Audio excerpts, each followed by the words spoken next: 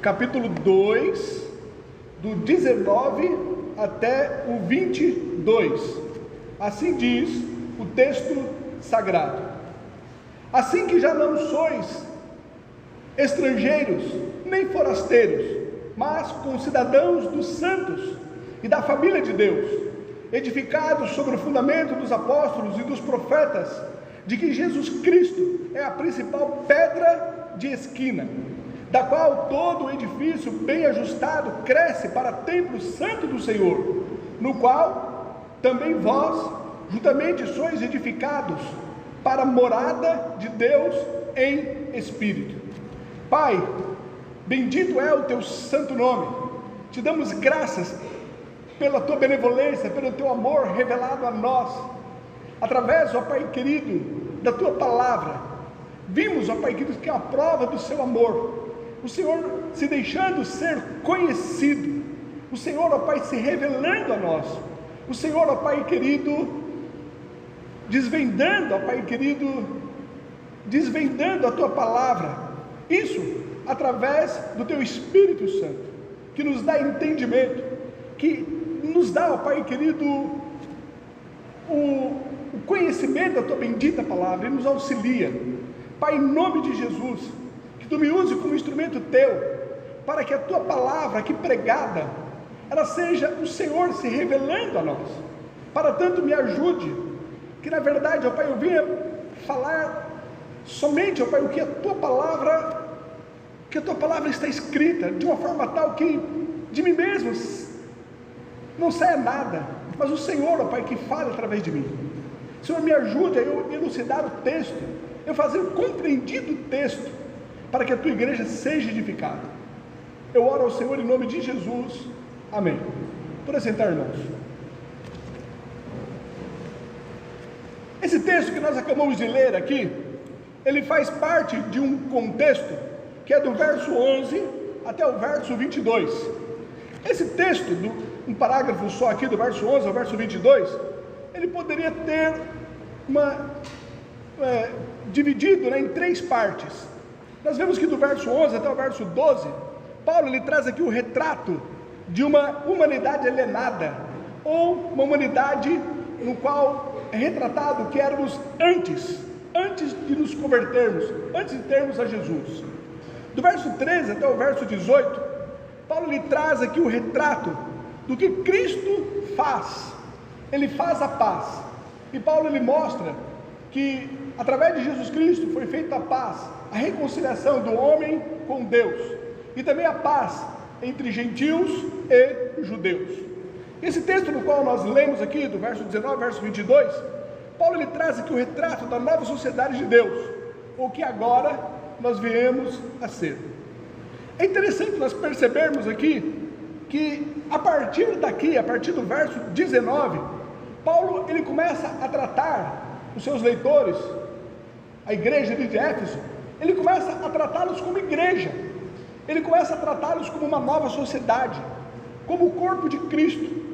Ele passa a mostrar que eles fazem parte agora da família de Deus, e a partir daqui, Paulo tratando então os seus leitores como igreja, ele mostra qual deve ser a base de doutrina, de crescimento, de conhecimento deles, a partir dessa nova sociedade que fora formada.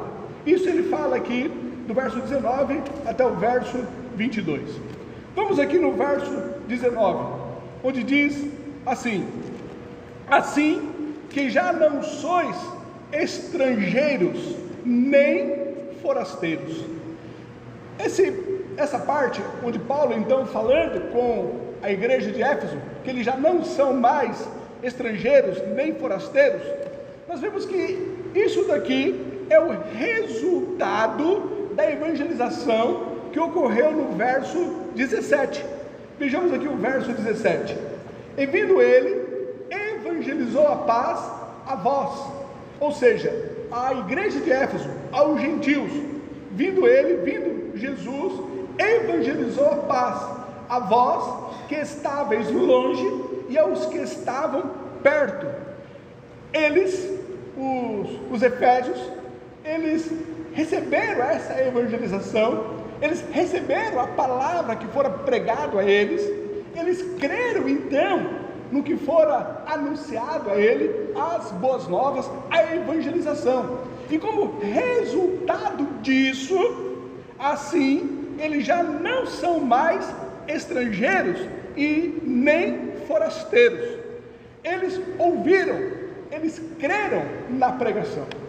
Nós vemos então que é através da pregação, o meio pelo qual Deus ele usa para fazer com que o homem seja reconciliado com ele. 1 Coríntios, capítulo 1, do verso 21 ao verso 24 diz: visto como na sabedoria de Deus, o mundo não conheceu a Deus pela sua sabedoria, aprove a Deus salvar os crentes pela loucura da pregação, porque os judeus pedem sinal, e os gregos buscam sabedoria, mas nós pregamos a Cristo crucificado, que é escândalo para os judeus e loucura para os gregos, mas para os que são chamados, tanto judeus como gregos, lhe pregamos a Cristo, poder de Deus e sabedoria de Deus.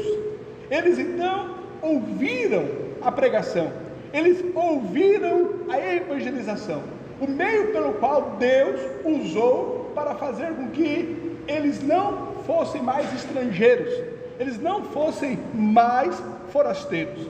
No capítulo 1, no verso 13, Paulo então ele falou, no capítulo verso 13, aqui dessa carta de Éfeso: em quem também vós estáis, depois que ouvistes a palavra da verdade, o evangelho da vossa salvação, e tendo nele também crido, fostes selados com o Espírito Santo da promessa.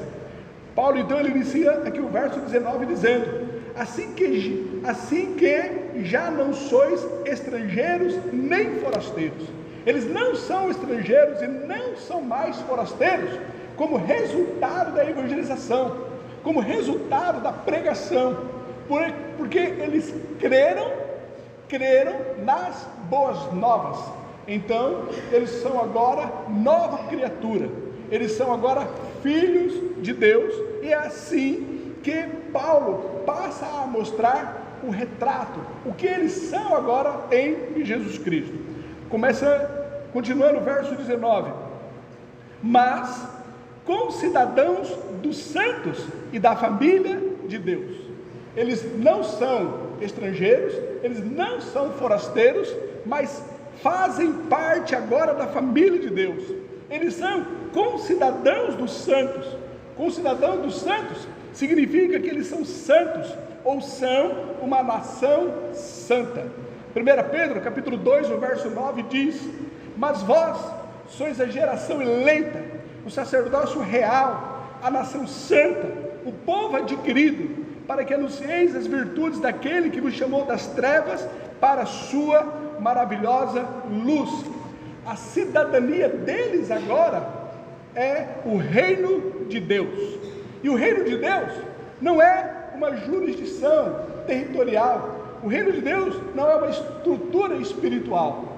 O reino de Deus é o próprio Deus regendo o seu povo, governando o seu povo e levando a eles o privilégio que eles têm e também as suas responsabilidades.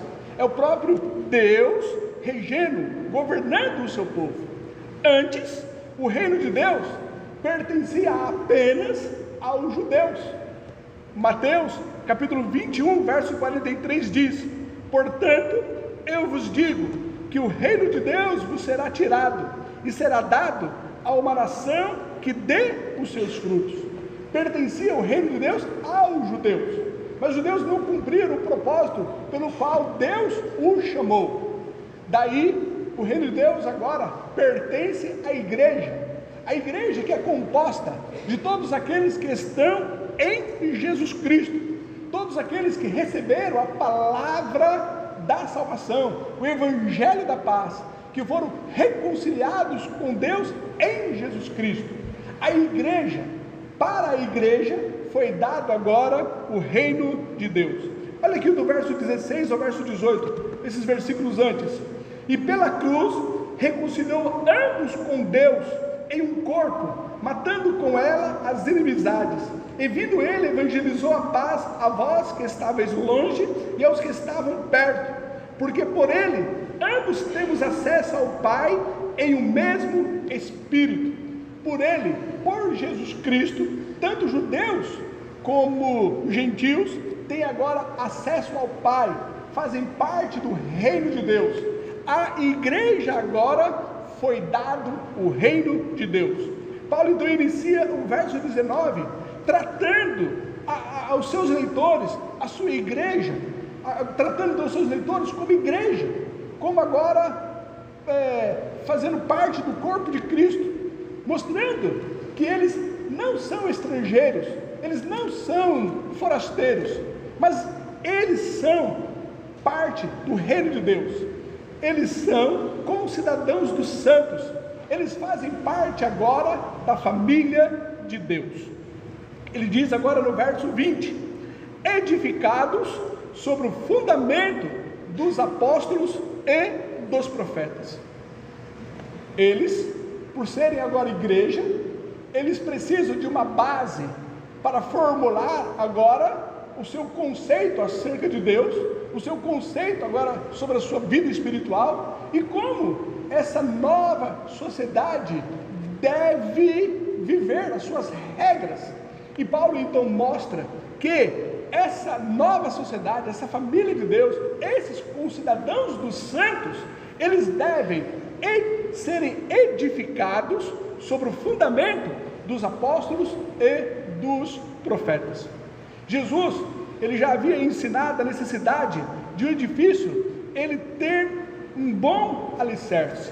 Mateus capítulo 7, do verso 24 ao verso 27 diz: todo aquele, pois, que escuta essas minhas palavras e as pratica, assemelhá-lo-ei ao homem prudente, que edificou a sua casa sobre a rocha, e desceu a chuva, e correram rios, e assopraram ventos, e combateram aquela casa, e não caiu, porque estava edificada sobre a rocha.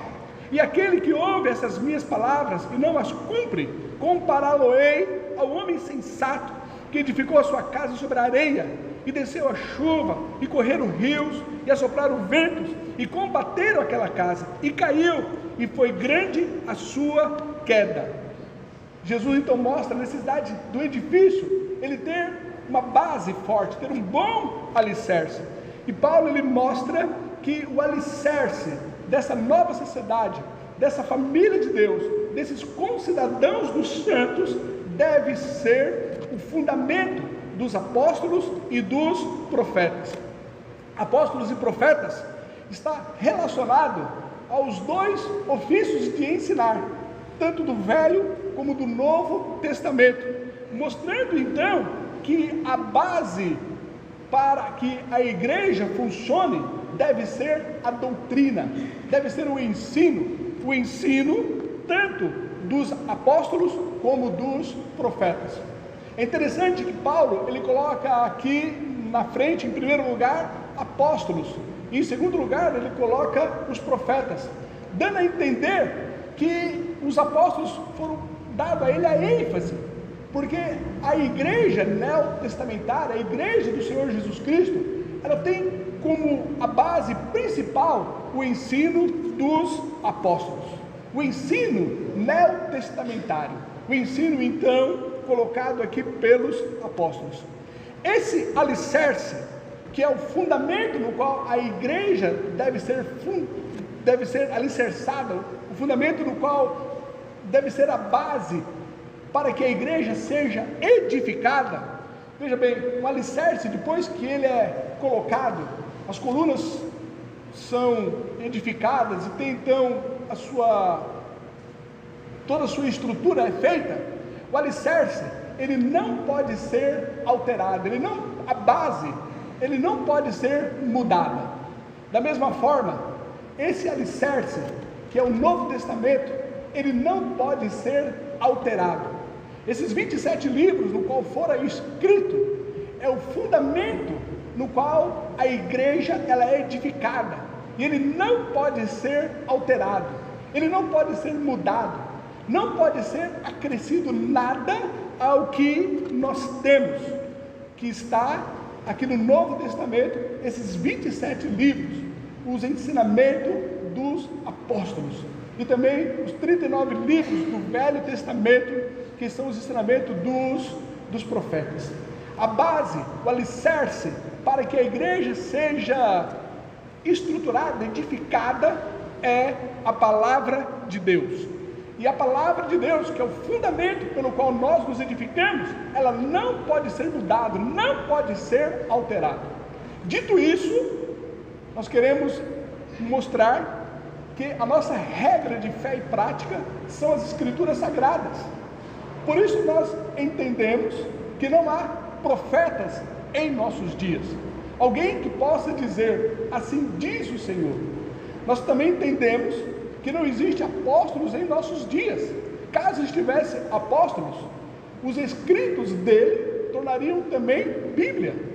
Nós não temos hoje apóstolos, nós não temos hoje profetas, nós não temos alguém que possa falar em nome de Deus e o que ele diz seja acrescido às Escrituras Sagradas. O alicerce, a base, o fundamento no qual a igreja é edificado, ele não pode ser alterado. Apocalipse capítulo 22, do 18 ao 19 diz: porque eu testifico a todo aquele que ouvir as palavras da profecia deste livro, que se alguém lhes acrescentar alguma coisa, Deus fará vir sobre ele as pragas que estão escritas neste livro.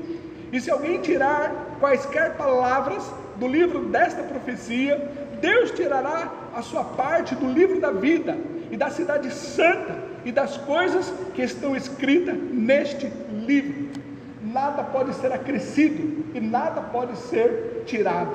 Esse fundamento, que é a base pela qual a igreja é edificada, não pode ser mudado. Judas, o verso 3, ele diz, o livro de Judas, o verso 3 diz: amados, procurando eu escrever-vos com toda diligência acerca da salvação comum, tive por necessidade escrever-vos, exortar-vos a batalhar pela fé, que uma vez foi dada aos santos. O sentido aqui, foi dada de uma vez por todas.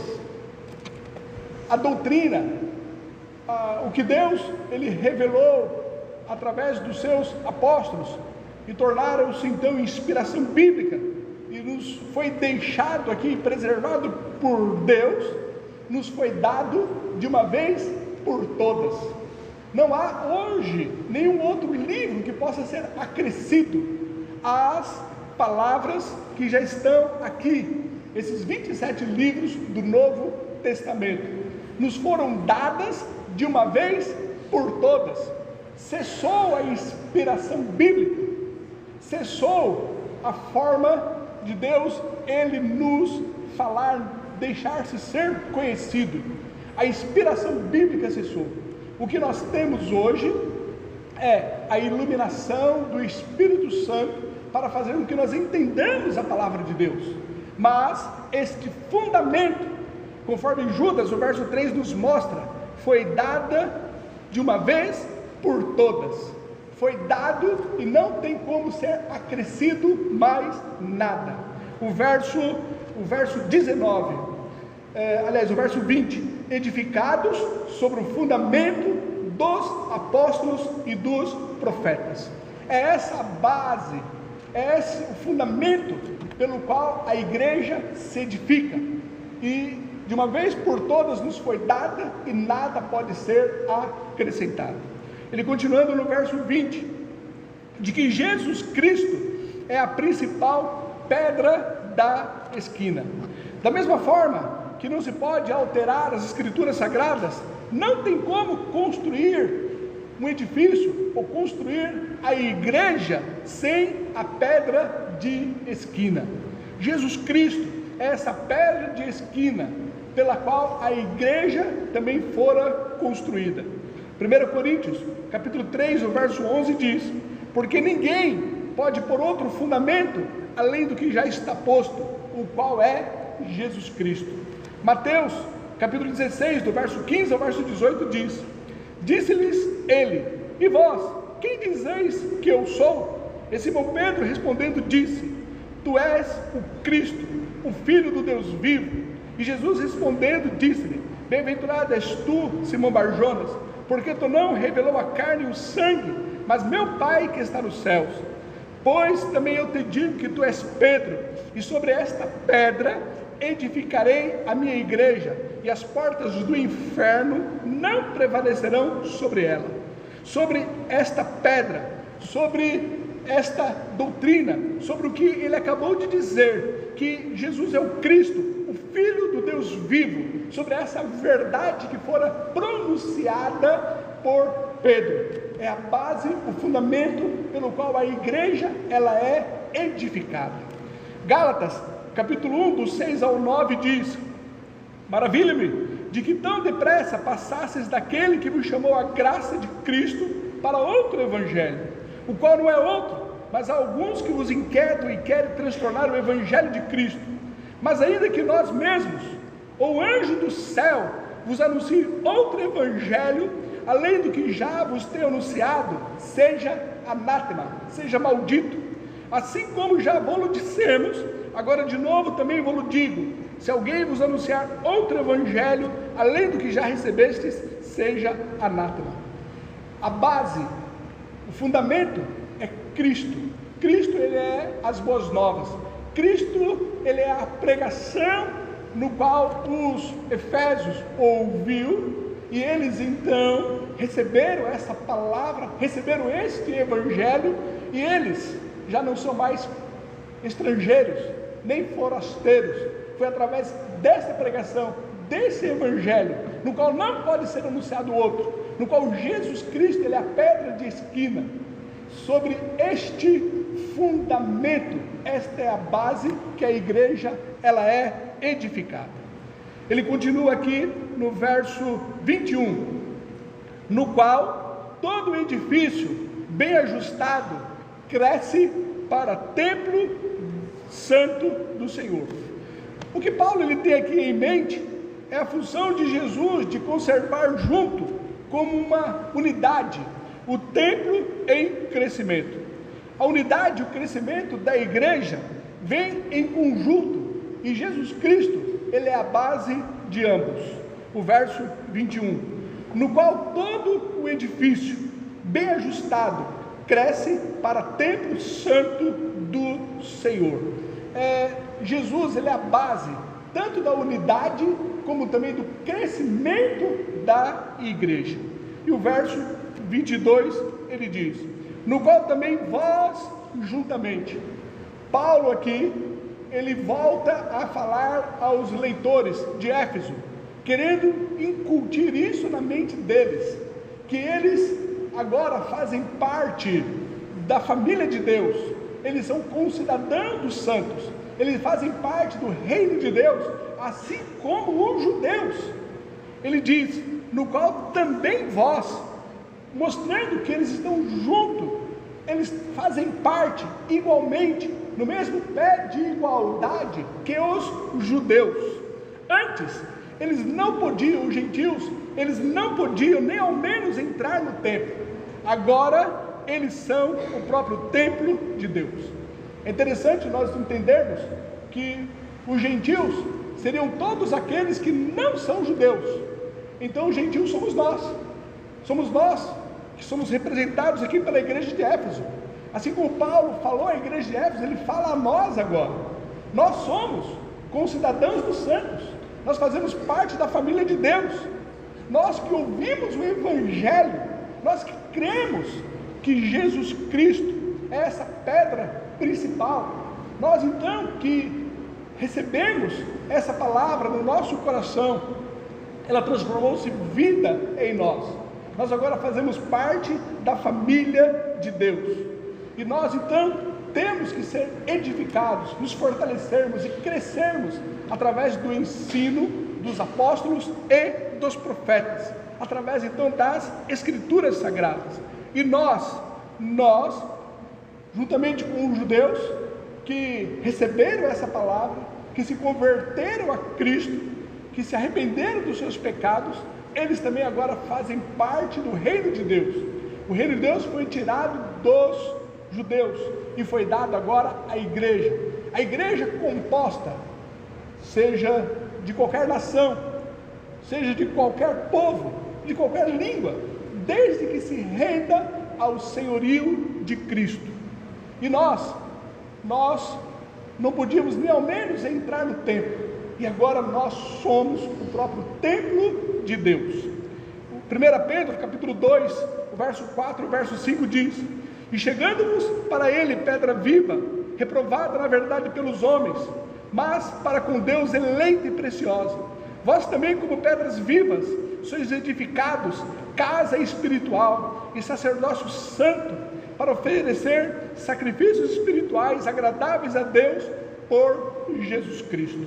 Ele diz no verso 22, no qual também vós, juntamente com os judeus, vós sois edificados para a morada de Deus. Deus, ele não está vinculado a edifícios sagrados, mas sim a sua igreja. Deus, ele não habita em templos feitos por mão de homens, mas nós agora somos o templo do Espírito Santo. 1 Coríntios capítulo 6, o verso 19: ou não sabeis que o vosso corpo é o templo do Espírito Santo que habita em vós, proveniente de Deus, e que não sois de vós mesmos? 1 Coríntios 3, o verso 16: não sabeis vós que sois o templo de Deus e que o Espírito de Deus habita em vós? 2 Coríntios 6, 16: e que consenso tem o templo de Deus, que somos nós, com os ídolos? Porque vós sois o templo do Deus vivente, como Deus disse: neles habitarei, entre eles andarei, e eu serei o seu Deus, e eles serão o meu povo. Nós somos agora o templo do Espírito Santo. O próprio Espírito de Deus habita em nós.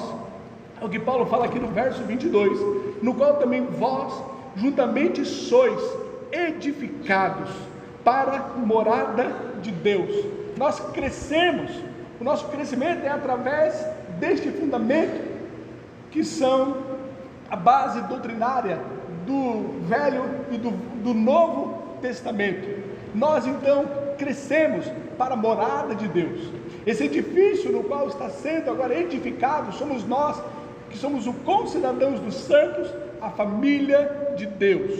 E esse edifício, na verdade, ele não está completo, mas ele cresce, ele está se edificando para santuário dedicado ao Senhor. Somente depois da vinda do novo céu e da nova terra, que a obra ela será completa. Mas enquanto estamos aqui, nós estamos sendo transformados de glória em glória, nós estamos em um processo de santificação, nós estamos crescendo espiritualmente, nós estamos sendo edificados para a morada de Deus. Apocalipse capítulo 21, do 1 ao 5 diz: e vi um novo céu e uma nova terra, porque já o primeiro céu e a primeira terra passaram, e o mar já não existe. E eu, João, vi a santa cidade, a nova Jerusalém, que de Deus descia do céu, adereçada como uma esposa ataviada para o seu marido. E ouvi uma grande voz do céu que dizia: eis aqui o tabernáculo de Deus com os homens, pois com eles habitará, e eles serão o seu povo, e o mesmo Deus estará com eles, e será o seu Deus. E Deus limpará de seus olhos toda lágrima, e não haverá mais morte, nem pranto, nem clamor, nem dor, porque já as primeiras coisas são passadas. E o que estava sentado sobre o trono disse: eis que faço novas todas as coisas. E disse-me: escreve, porque estas palavras são verdadeiras e fiéis. Nós somos o templo de Deus. O templo de Deus não está completo. Somente quando da criação do novo céu e da nova terra, esta obra estará completa, estará totalmente edificada. Estamos em um processo de crescimento, um processo de edificação. É o que Paulo fala aqui no verso 22, no qual também vós, juntamente com os judeus, sois edificados para a morada de Deus. Terminando, ele diz que esse crescimento, essa edificação, ela ocorre em espírito. Ela ocorre em espírito. Eu gostaria de pensar aqui com os irmãos atentassem para o que eu vou falar agora. A edificação da igreja, ela ocorre mediante a atuação do Espírito Santo, iluminando as nossas mentes para fazer com que nós venhamos entender o ensinamento dos apóstolos e dos profetas. Assim como essa base, que são as Escrituras Sagradas, ela não pode ser alterada. Nós não temos outra forma de conhecermos a Deus a não ser através das Escrituras Sagradas, através da Palavra de Deus. É através do que Deus nos deixou aqui escrito que Ele fala conosco, tão somente através da Sua Palavra. E a forma de nós então conhecermos a Deus e sermos edificados é em espírito, ou seja, é o Espírito Santo iluminando a nossa mente para nós entendermos o que já nos foi deixado por Deus, que é a sua santa palavra, que é o cânon, as Escrituras Sagradas. É somente através da iluminação do Espírito Santo que nós entendemos o que nos foi deixado. Nós não temos como conhecer a Deus através de uma nova revelação. Por isso que não existe profetas em nossos dias, não há uma nova revelação. Assim, a iluminação do Espírito Santo, somente Ele dando entendimento para que nós venhamos compreender o que nos foi dado, o que nos foi deixado, o que foi preservado, para que nós venhamos conhecer a Ele. 1 Coríntios capítulo 2, o verso 12 e o verso 13 diz: mas nós não recebemos o Espírito do mundo, mas o Espírito que provém de Deus, para que pudéssemos conhecer o que nos é dado gratuitamente por Deus, as quais também falamos, não com palavras de sabedoria humana, mas com as que o Espírito Santo ensina, comparando as coisas espirituais com as espirituais. Salmo 119, verso 18: abre tu os meus olhos, para que veja as maravilhas da tua lei. É o Espírito Santo iluminando a nossa mente, é o Espírito Santo abrindo os nossos olhos, para que nós venhamos compreender a palavra de Deus. O homem natural, o homem que não tem o Espírito Santo, ele não consegue compreender, entender a palavra de Deus. Mas nós que somos espirituais, compreendemos tudo, porque é o Espírito Santo que nos dá o discernimento para entendermos. E se queremos então conhecer a Deus, somente o conseguimos através da palavra de Deus. É nela que a igreja é edificada. Verso 22: no qual também vós juntamente sois edificados no ensino dos apóstolos e dos profetas, sois edificados para a morada de Deus em Espírito. Concluindo então aqui esse tópico, essa parte, esse parágrafo que foi do verso 11 ao verso 22, nós vemos aqui no verso 11, onde ele diz: portanto, lembrai-vos de que vós no outro tempo eres gentios na carne, e chamados circuncisos pelos que na carne se chamam circuncisão, feita pela mão dos homens. Paulo, ele nos faz lembrar da nossa condição outrora, no qual os judeus nos viam como incircuncisos, mostrando que nós não fazíamos parte da aliança, nós não tínhamos Deus neste mundo, nós éramos rejeitados por aqueles que eram chamados de povo de Deus. Isso era um retrato da forma também como Deus nos via, porque nós estávamos debaixo da ira de Deus, porque também não havia a circuncisão espiritual, a do coração. Nós éramos então incircuncisos, é o que ele começa dizendo no verso 11, mas no verso 13 ele diz: mas agora, em Cristo Jesus, vós que antes estáveis longe, já pelo sangue de Cristo chegastes perto. Outrora nós não fazemos parte da aliança, mas agora pelo sangue de Jesus Cristo nós chegamos perto, nós fazemos parte da família de Deus, nós somos concidadãos dos santos. E Paulo ele mostra que isso somente através do sangue de Jesus e não do mérito humano. Ele termina então no verso 19: assim que já não sois estrangeiros nem forasteiros, mas concidadãos dos santos e da família de Deus. Nós fazemos parte da igreja, o reino de Deus foi dado a nós, nós somos agora a família de Deus, nós somos o povo de Deus, nós somos a igreja remida pelo sangue do Cordeiro.